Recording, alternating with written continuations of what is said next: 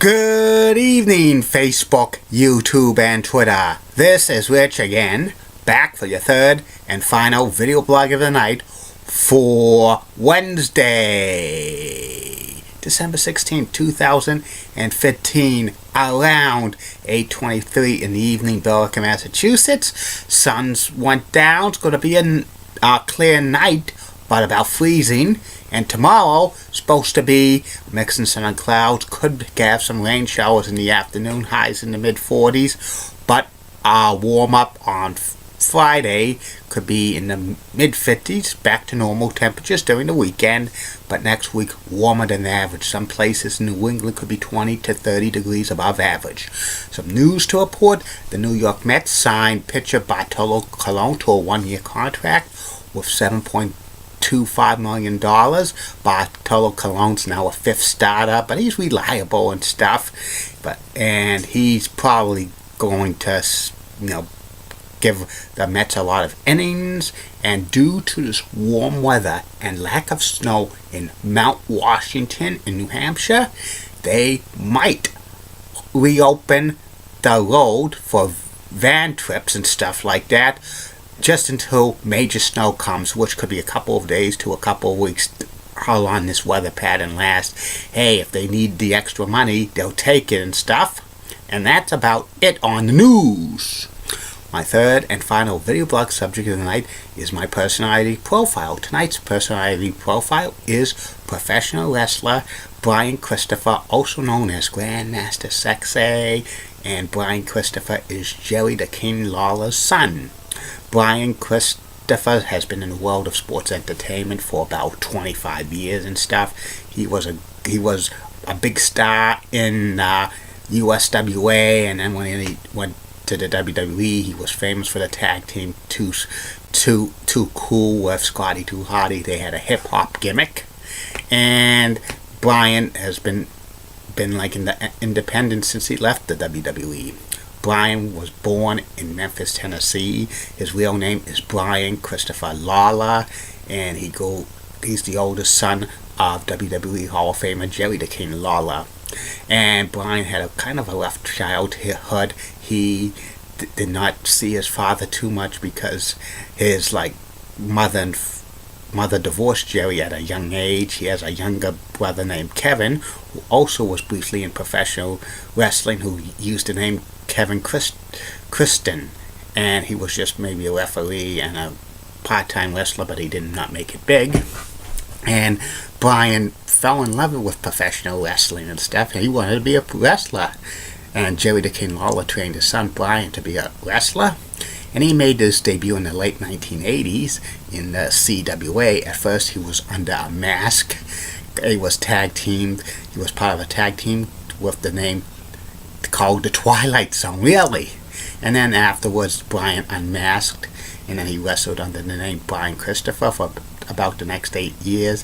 Brian was in the USWA, winning many USWA Southern Championships, also called the USWA Heavyweight Championship. He was a very, very obnoxious heel in the early 1990s, feuding with Jeff Jarrett and his father, Jerry the King Lawler, but it was not acknowledged that Jerry the King Lawler and Brian Christopher were father and son on USWA television.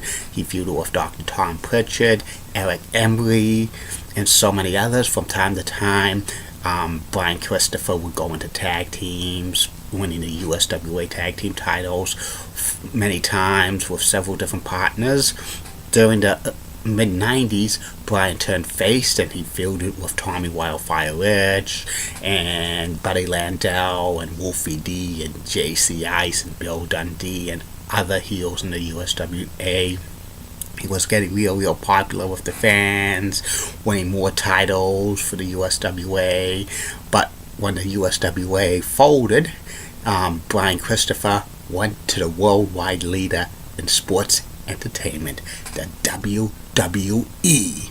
And his first WWE match was on a Raw in June of 1997 when he wrestled Chris Candido, and Paul Heyman, who was doing commentary, said that that Brian was Jerry the King Lawler's son. That was like the first time it was outed on television and stuff, but it was common knowledge and stuff. It was known in the dirt sheets and stuff like that, that like Brian was Jerry's son, and they kept it hidden for so many years. The first year Brian was in the WWE, he was just a low mid-card heel. He feuded with Scott Putski, and then he was promoted as a light heavyweight, and he made it to the light heavyweight championship finals against Taka Michinoku, and he lost to Taka Michinoku at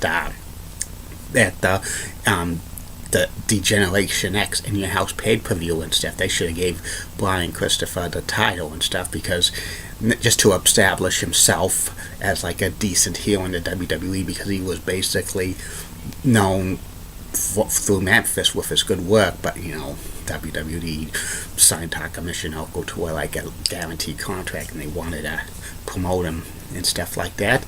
And from time to time, Brian teamed with his father, Jerry the King Lawler, on television, but other times Brian, most of the time during his first year in the WWE, was subject to wrestle on Shotgun Saturday Night in preliminary matches and stuff.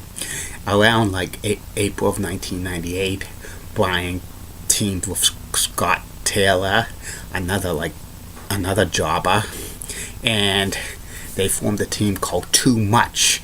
And Too Much didn't get too much of a push in the WWE, and it was, they were like a job attack team for months and months and months, and they weren't going anywhere, and the WWE was misusing Brian Christopher's talent and stuff, because he could have been a solid heel and stuff in the WWE, but I think they just don't want to push Brian Christopher that much, because this was the Attitude Era and stuff. Maybe he didn't have too much of a great personality and stuff, and plus he was Jerry the King Lawler's son.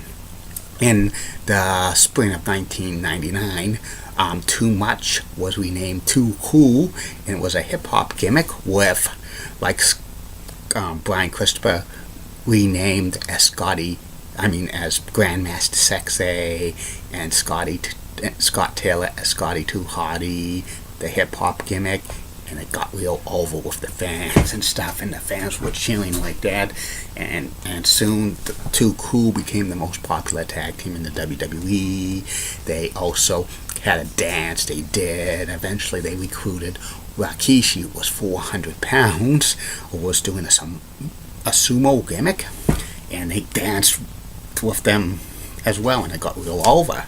And Too Cool won a couple of WWE Tag Team Championships, and Brian Christopher probably found his niche and stuff with that gimmick and stuff, but he was decent in that gimmick, but he could have been more and stuff. Eventually, and Scotty Too Hotty had the worm. Eventually, Too Cool kind of faded from the WWE spotlight in 2001, when Scotty Too Hotty got a neck injury and he was out for a year, and Grandmaster Sexay was teaming with the Lethal Weapon, Steve Blackman and stuff. But eventually Brian Christopher got released from the WWE, and he spent several years in the independent circuit, having a few appearances on TNA, which he wrestled under his real name, Brian Lawler, saying he was really Jerry the King Lawler's son and stuff. We already knew that was the worst kept secret in wrestling. And also Brian wrestled in Memphis and stuff for independent promotions, and he was also one of the top independent wrestlers to wrestle in the United States. Got decent paydays. A couple of times he went back to the WWE for tryout matches, but it never clicked and stuff. And through the late 2000s and stuff, Brian Christopher's continued to wrestle in the independents and stuff like that.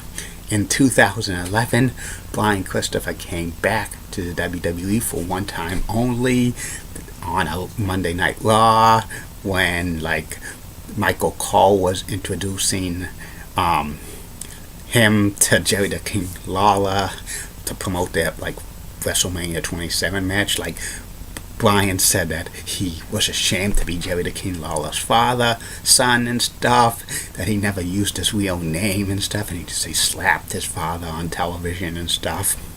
It was just an angle and stuff. But the crowd reaction that Brian Christopher got, he got no reaction because he was off WWE TV for 7 years and stuff. And it was just a one-time only thing. He continued to wrestle in independence and stuff. In 2014, Bryan returned to the WWE for one night only, reprising his role as Grandmaster Sexay and Scott Taylor, Scotty 2 Hotty, and Rikishi, and a 6-man tag. They won, and Bryan has not been on the WWE since, still wrestling independence and stuff, and still making a good living and stuff like that.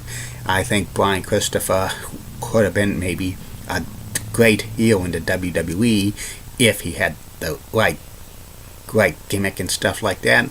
Not to say that Too Cool was a great gimmick for him, but when I see that on YouTube now with the tapes of him in the early 90s as a heel in Memphis, he could have been maybe the next big heel in professional wrestling, a mid-card heel for either the WWE or WCW, but he was always going to be in Memphis into that territory fold because it was Jerry the King Lawler's son and stuff, and he turned out he didn't really need to use Brian Lawler wrestling all the time.